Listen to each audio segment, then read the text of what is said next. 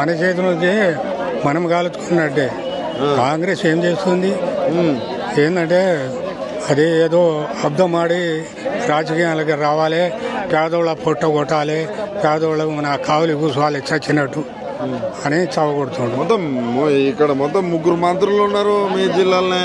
మా జిల్లానే ఉన్నారు. ఉంటే సుఖదినం ఆ మంత్రులు ఏసీలో పండుకుంటారు. ఏసీలో పండుకొని మనకు తిప్పలు పెడతారు. రేవంత్ రెడ్డి పరిపాలన ఎట్లా ఉన్నది మరి 2 నెలల? రేవంత్ రెడ్డి కే చెప్పేది ఇప్పుడు ఏది పాపం రైతులు తిప్పలు పడి చస్తుర్రు. ఈ వయసులో కూడా వచ్చి ఇక్కడ వీళ్ళతో ఉంటున్నావా? మరి ఏం చేస్తాం, ఇవాళ 10 రోజులు తిరుగుతున్నాం. చచ్చిన పెనుగడ కూర్చున్నాం. పంట పండపోతే పరిస్థితి పండదు రైతులు తినరు పాపం. ఏం అది మళ్ళీ వేస్తారా ఓట్లు? ఇంకేం వేస్తాం.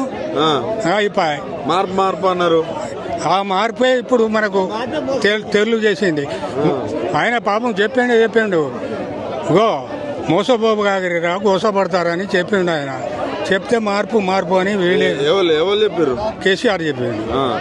చెప్పిన మాట ప్రజలు ఇల్లే మార్పు అంటే రేవంత్ రెడ్డి ఎట్ట ఉంటాడు. ఈసారి రామను చూద్దాం అంతేనా? ఇప్పుడు ఈ సర్పంచ్ ఎలక్షన్లైనా రామను చూద్దాం. అంతేనా? రాలేడు.